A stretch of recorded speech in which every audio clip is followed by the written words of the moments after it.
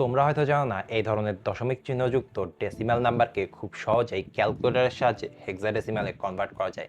কারণ তোমরা জানো এই ধরনের কনভার্সনের সময় আমাদের ক্যালকুলেটর এই দশমিক চিহ্নটা অ্যালাউ করে না। তো সেক্ষেত্রে আমরা এটা কিভাবে করব? তো এর জন্য আমাদের প্রথমে ক্যালকুলেটর নিয়ে আমাদের যে সংখ্যাটা দেওয়া থাকবে সেই সংখ্যাটা ক্যালকুলেটরে তুলে নিতে হবে। তো আমাদের দেওয়া আছে 7106.71। তো সংখ্যাটা তুলে নেওয়ার পর আমরা কি করব?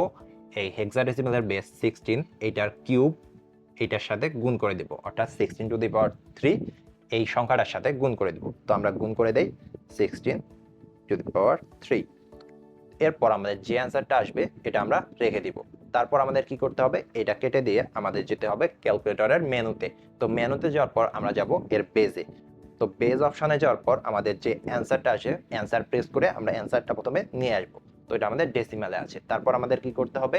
এটাকে আমাদের ডিরেক্ট হেক্সাডেসিমালে কনভার্ট করতে হবে। তো আমরা চাপবো হেক্স। তো এখানে আমরা হেক্স এটা চাপবো। তো আমাদের অ্যান্সারটা আসলো, আমাদের ডিরেক্ট যে অ্যান্সারটা আসছে ওটা হলো 1B/C 2B/5C।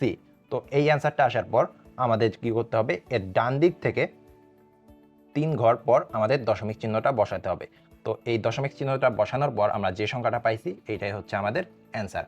তো এর মাধ্যমে আমরা সহজেই এটাকে কনভার্ট করতে পারি। তো এই সেম কাজটা আমাদের বাইনারি এবং অক্টাল সংখ্যার ক্ষেত্রেও আমরা ক্যালকুলেটর ব্যবহার করে করতে পারবো।